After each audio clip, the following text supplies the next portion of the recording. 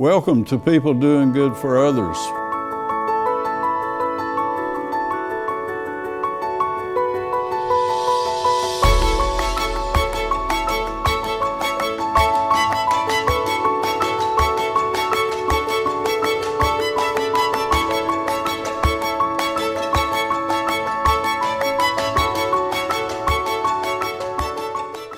Good morning. This is People Doing Good for Others, where we honor, hold in the light, and celebrate those who truly matter in our communities. And I'm Gary York, and I'm grateful for this opportunity.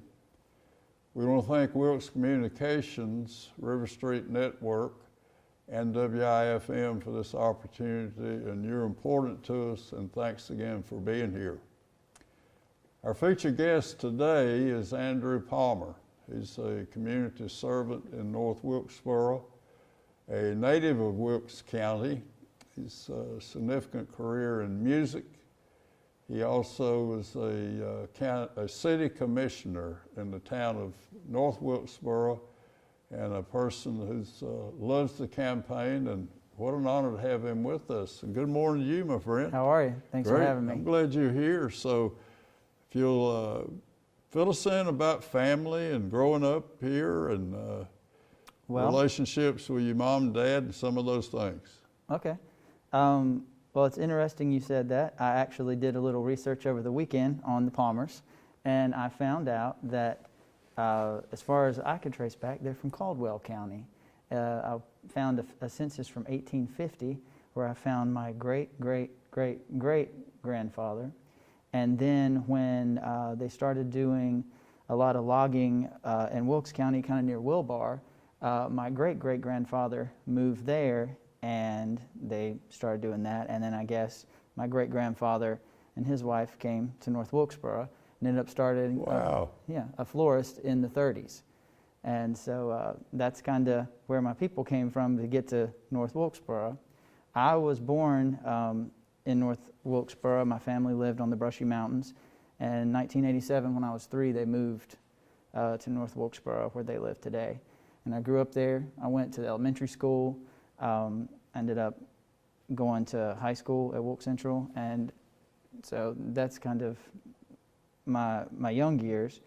As far as my attachments to the town, like I said, my great-grandparents started a florist that's still around today, and that was over 80 years ago. My other great-grandfather ran a business over on 10th Street where the restaurant Elsewhere used to be. It was called Beaches. And then my grandparents, after the war, my grandfather came back. They got married, and they worked at the Florist their whole career. And my mom ran a beauty salon in North Wilkesboro across the street. And so I spent a lot of time in North Wilkesboro, literally downtown on those streets after school and on the weekend. So it feels like home.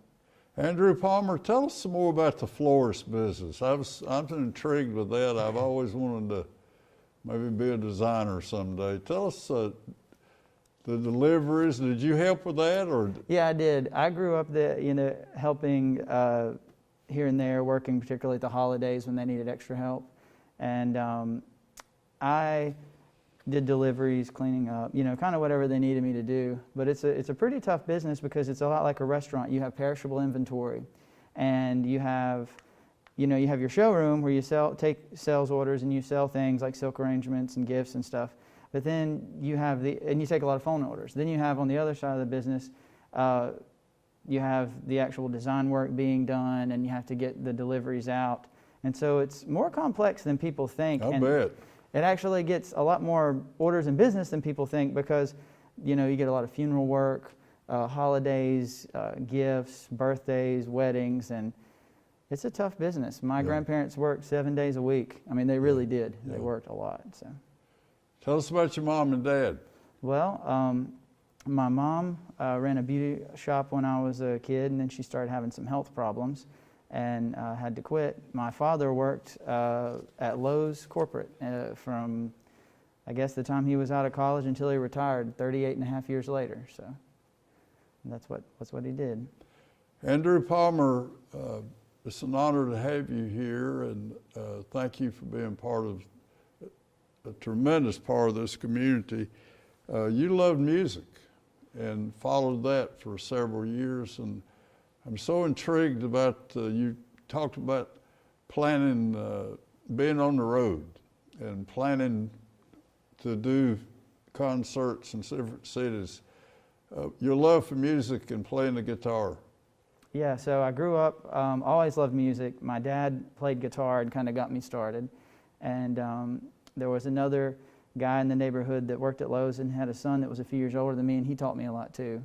And my dad always listened to music when he would be working on paperwork on the weekends. His office was beside what we called the playroom where the kids played. And so he was into hi-fi stereos, and he would always have a nice stereo playing good music, a lot of things that just kind of warmed the house, the sounds of, you know, Cat Stevens and Van Morrison and Fleetwood Mac and all these bands that I loved. So I would be doing whatever I was doing in the other room, and it just kind of, I guess, settled in my heart. And I started playing guitar when I was 9, and I started writing songs when I was probably about 15. Yeah. And did my first little recording when I was a senior in high school, when I was 17. And then I wanted to do music as a career. So I was hoping to go to college, to go somewhere where there was a good music scene. So a first semester after high school, I went to UNC Asheville because I'd heard there's a lot of music in Asheville. Well, it's a great place. It wasn't quite for me, and it was not quite what I needed. App had a music business program, so I transferred to Appalachian. And after I did one semester there, and then I started a band the summer after my freshman year in college. And we made a little demo, and we had a small record label offer us a contract. And it kind of gave me hope and us hope. And so we didn't take it, but we started thinking that we could work towards something bigger because there was another better independent label that was interested. So I didn't go back to college, and I started trying to do it full time. And it was really a job. It was a learning experience. I was the lead singer, the vocalist, and I played rhythm guitar. I wrote the music. And then I started wearing all these different hats. So I guess I was like the manager. I made sure we had songs. I made sure we had pre-production demos lined up for doing a real album with a producer. Made sure we had, you know, web presence, website, merchandise. When we did albums, I oversaw the, you know, project development with the artwork and just the whole process from, you know, writing the songs, recording, mixing, mastering. How do you, a band? Let's talk about that a minute, about how many members and the instruments and how we bring them together and how the synergy that can be great. Or will you share that with us? Yeah. How you recruit musicians? Well, there's a lot of people that are passionate about music and want to play. And you have some people that want to play for fun, and some people want to try to make a career out of it. And people have all kinds of motivations. And if I could explain it any other way, it's almost like being in a relationship with 4 different girls at the same time when you're young. Okay. I know that sounds funny, but it's really hard because everybody's got their agenda and the egos and things they're wanting to do, and it is like a family. And you just, you know, for us it was kind of natural. I was really driven. I wanted to play music. I wasn't letting anything hold me back, and we practiced 5 days a week on average, sometimes more depending on what was going on, for 2 or 3 hours a day, particularly at the beginning. And, you know, some people couldn't hack it. They want to, you know, go swimming. They want to go to play basketball. And I wanted to play music. So that's what I worked on. And some people would phase out. You continue to be friends with them, but you keep working. And that's kind of what it was like when we started touring. I'd never been on a tour, but I wanted to go. So I got a map out, and I started dotting places on the map and made a plan and started calling clubs and started setting up tours. And when you're on the road, you develop a real relationship because you're out there in this new place, new territory, and it's just you, the guys in the band, and maybe a tour manager or whoever. City to city, kind of. Yeah, so we've played everywhere from Buffalo, New York, to as far south as Fort Lauderdale, as far west as Kansas City, Chicago, New Orleans. Wow. And, yeah, the band was called Hot Vegas, and it was from 2003 to about What kind of 2000. music did you do? It was original music, like pop rock music, I guess, independent rock music, what you would probably call it. And we were fortunate. We got to play with some great national acts. We got to headline some great shows in Charlotte, where we were based out of. I didn't mention that we're based out of Charlotte. And we've had songs from various projects I've done, that one and some others, on TV shows, on MTV, Keeping Up with the Kardashians, The Real World, things that you'd probably never watch and wouldn't want to.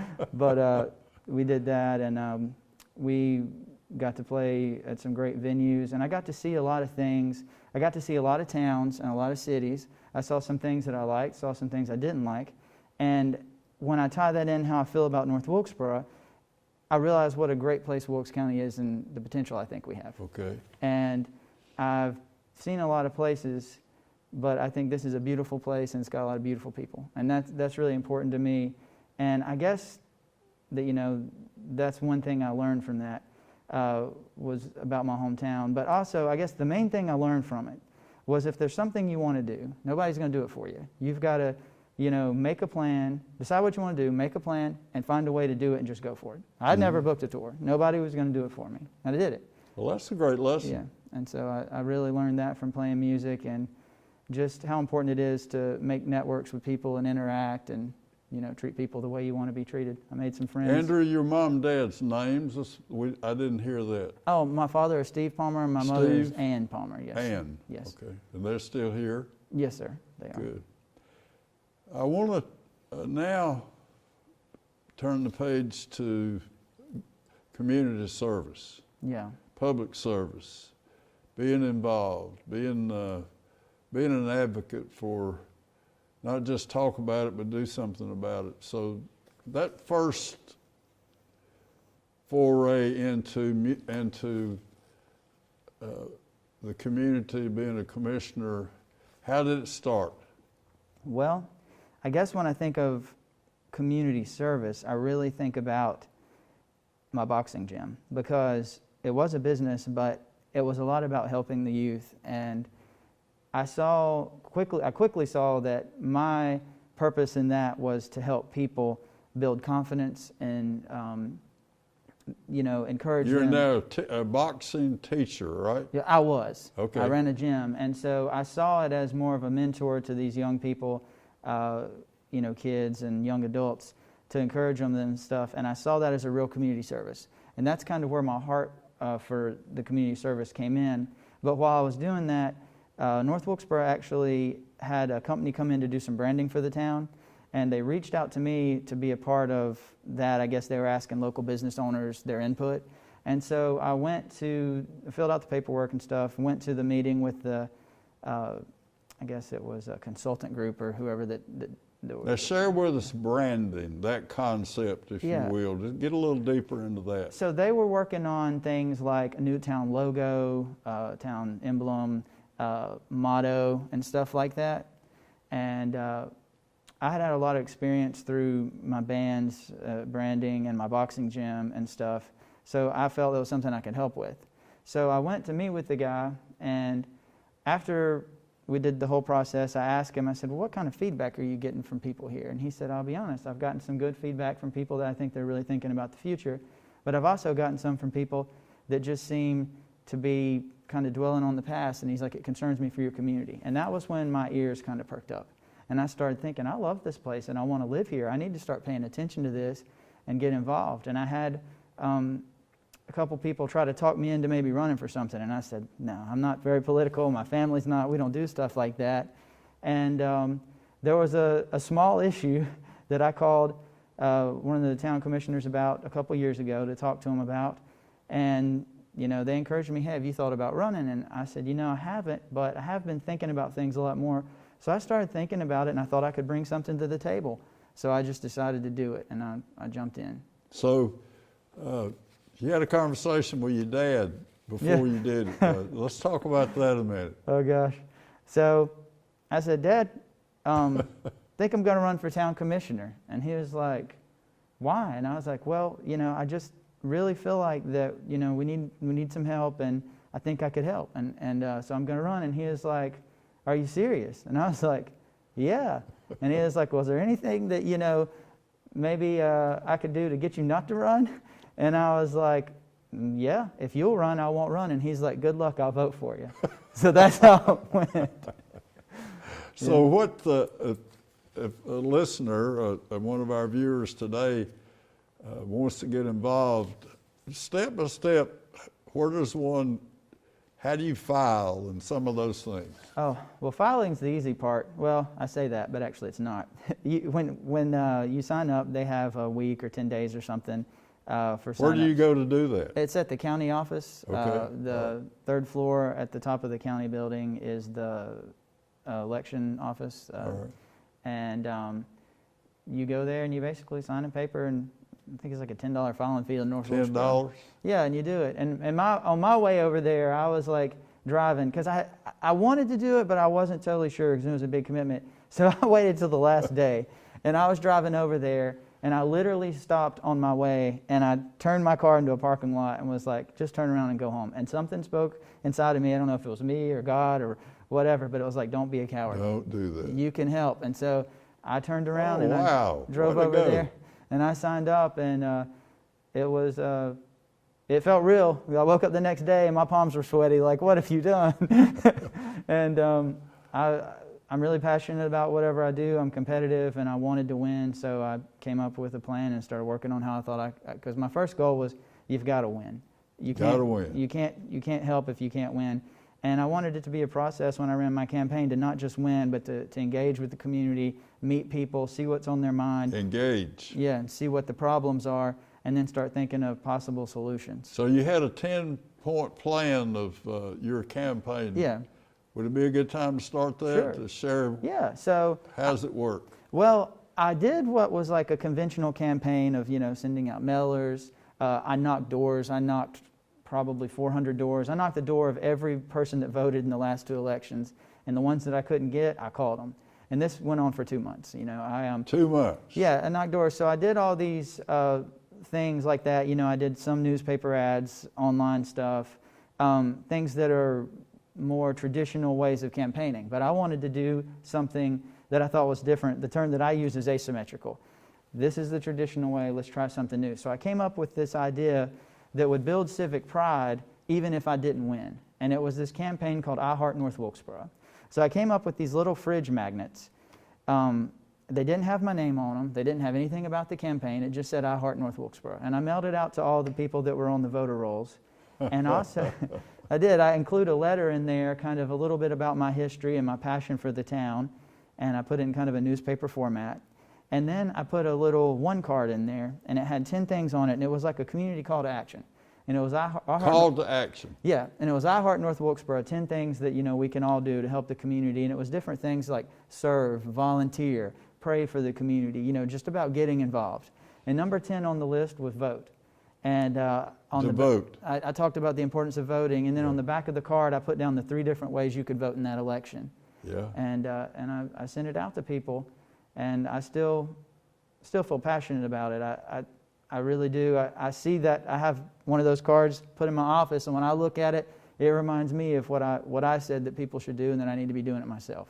When you would go to a residence and a person has to live in North Wilkesboro to vote, yeah, and you knew the name and the street, and just pull open the door, the screen door, and knock on the door, and just walk through. Okay. What did Andrew Palmer, how did we do that? Well, I'll start by saying the first day when we did that, we were really scared. I bet. Yeah, it was scary. I had a friend that, I don't know if he had done it before or whatever, but he said, I'll go with you and I'll hold the list. Yeah, and he's like, I'll hold the list. And he encouraged me, and he said, I'll tell you who's coming up and how old they are and their political affiliation. So my goodness. It made it easier. It really did. And it was one of those things. I would knock the door. Hey, how are you today? My name's Andrew Palmer. I'm running for North Wilkesboro Commissioner. And I would hand them a little card, that had my name and contact info on it, and say, do you have a minute? I'd like to talk to you about the town. And I would... talk to you about the town. Yeah, and I would right. ask them, do you have thoughts? And I would take a notepad just like this, and I would make notes. And I would ask them, what their thoughts are, their ideas, their vision. Do you think things are going well, not? Where could we improve? And I kept that. And at the end of that process, I summed all those notes up into a little binder, which I gave to the town manager and kept one for me. But my goodness. I'll also say this. Like I said, the first day I was nervous. The second or third day, a little less nervous, because I was mostly doing it in the evenings. But by this point, I had made door hangers that were professional looking. I had a little, the nice cards. I think I may have had a little name tag at one point. And so at this point, I felt pretty confident. And just like everything else in my life, at that point, it was something I looked forward to. It was like competition. It was like You going, wanted to do it. yeah, I mean, I was tying my shoes up tight, like I'm ready to go. And I didn't know if I would win the campaign, but I knew that I was not going to be outworked. And because that was up to me. A guy told me one time, he said, the only person that can hold you back is you. And so when I do something like that, I say, you know. You won't be outworked. Yeah, I wasn't going to be outworked. So I got out there and really did it. And I think the most important thing about that process was just meeting the people. When I knocked their doors, the thing that stands out to me the most is how nice and kind most people were. I had maybe one or two that you tell I didn't want there, but I met some people, and I mean, they'd invite me in for people took me in for dinner. I mean, it was really, I'll never forget it. It was humbling. And I knocked all the neighborhoods, from the public housing neighborhoods to the, you know, more upper class neighborhoods. I knocked them all, and I made it a point to do that, and it was probably the most humbling experience in my life. Meeting all these people, hearing their thoughts, and kind of seeing how they live. And I think that it's a real asset to the community to think about the people that are there, because they would have little, you know, signs or things on their porch that had little nice Bible verses or sayings that were positive, and it just lets you know that most people just want to live a good life, you know. And I also think they were really looking for somebody to help them. And so I took note of that. I try to remember those things, and I work hard. I sincerely work hard to try to do it. And it puts a lot of pressure on me, because I don't want to let them down, and I won't forget about it. Because I didn't run to be the governor. I didn't run to be a senator. I ran because it was just a tool. It was an avenue for me to try to help the town. And that's why I did it. And I take it real serious. Best year of your life. Yeah, it was fun. Yeah. I don't know if it was the best, but it was one of the best.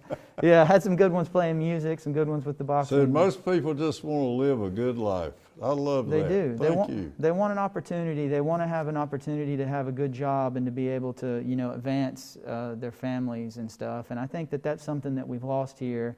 In my lifetime, we've lost a lot of wealth and affluence since, you know, the 80s, in my opinion. We've lost a lot of factories.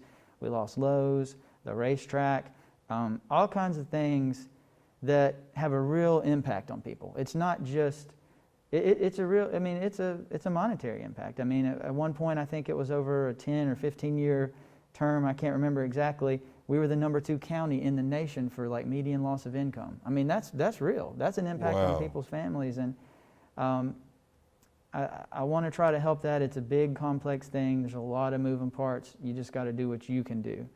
Tell us about a meeting before COVID. How does it work when you get there, and where do you meet, what time, and kind of what does the town manager do? Okay. So the meetings in North Wilkesboro take place, the regular town meeting is the first Tuesday after the first Monday of the month. I don't know if I worded that right. It's always confusing. It's essentially the first Tuesday of the month, unless that Tuesday is the first day of the month. So it's the first Tuesday after the first Monday. They're at 5:30. We meet at Town Hall, which is on the corner of 9th and Main Street, North Wilkesboro. Mm-hmm. We have a little boardroom, and the meetings, like I said, are at 5:30. And then we have a work session meeting every Thursday of the month, and it's like the last Thursday. It may be the third Thursday.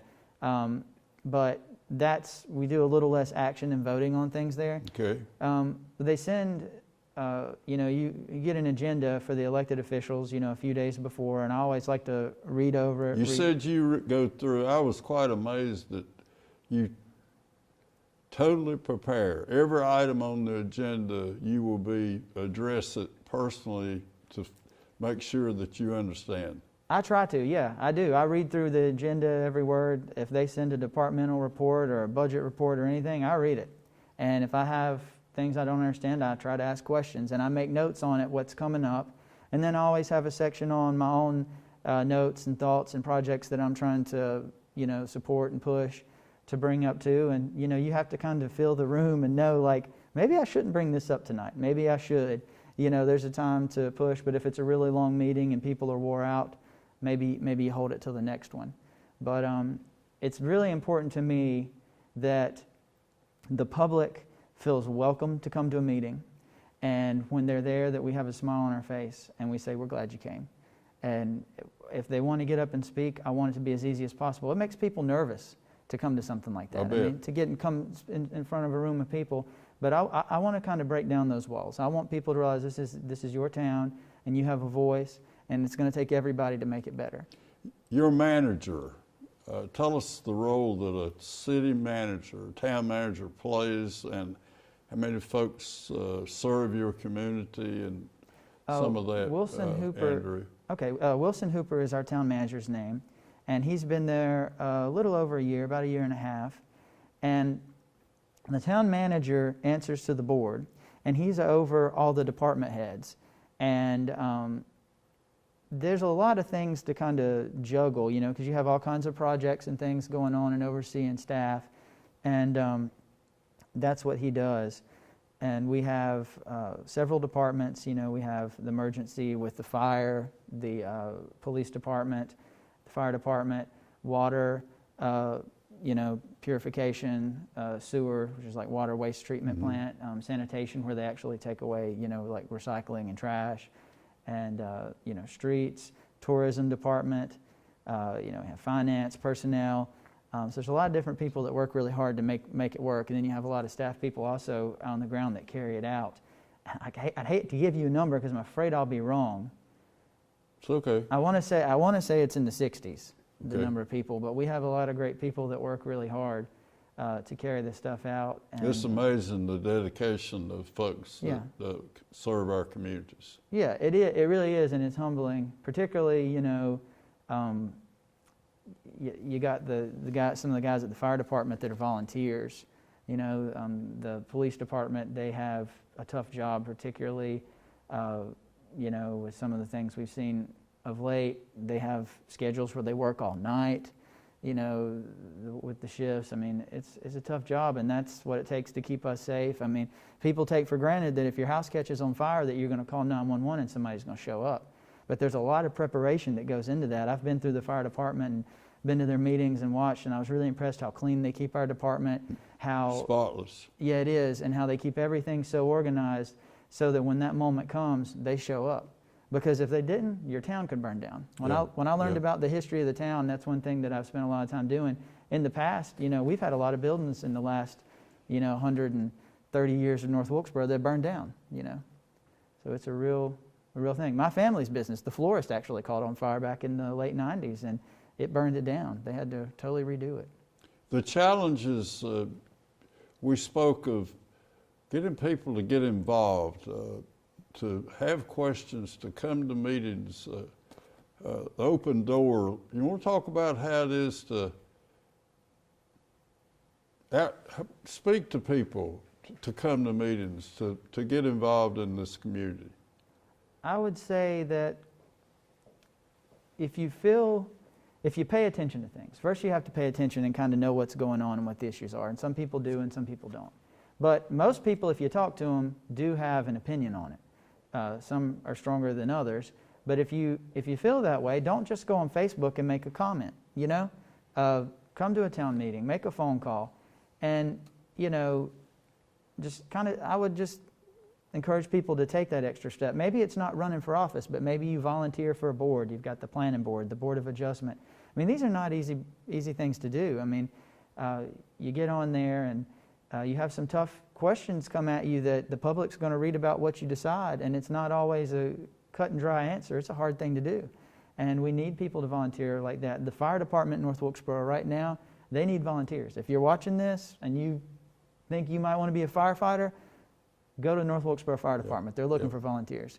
And I'll just say get involved in whatever capacity that you can. If you have some extra time and you're looking for something, you know, look into how you could do it. I mean, maybe you can't get involved directly with our town government infrastructure, but maybe you volunteer to be a youth sports coach, volunteer at your church, volunteer to clean up your street, you know, help your neighbor.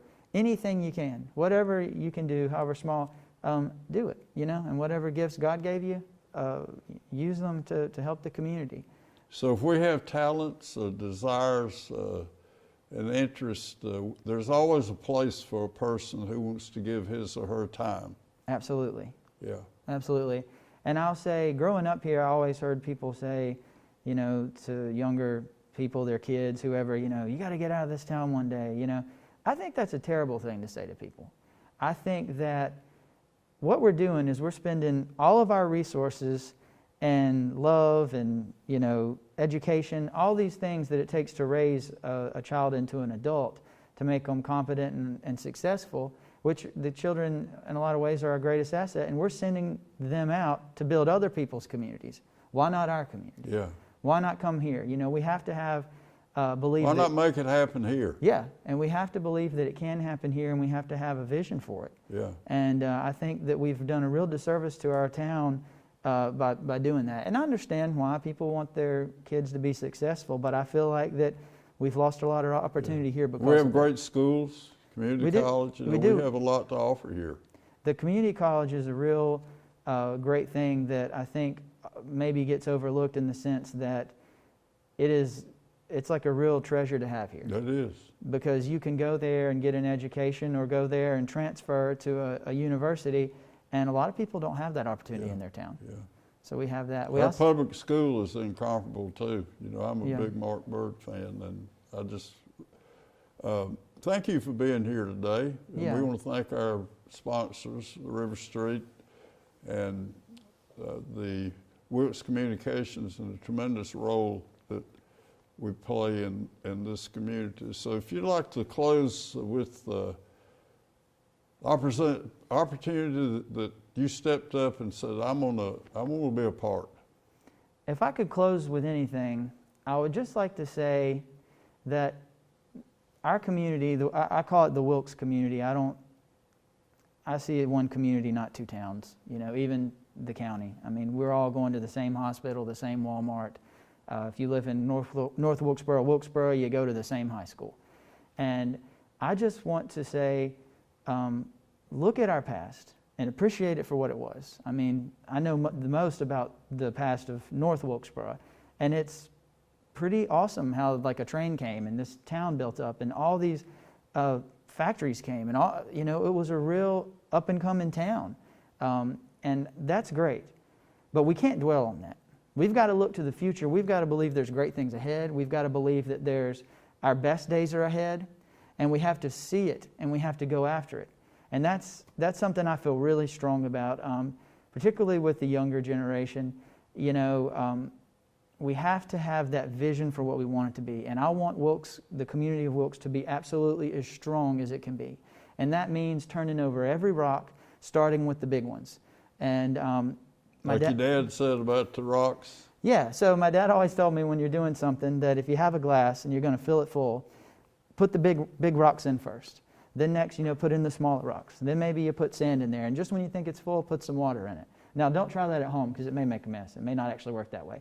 But I looked at it when I came into office that I wanted to see what the biggest things that we could do first are. And we're all adults. We can't be afraid to have those conversations. We have to say, yeah, we've done it this way for a long time, but how are things going for us?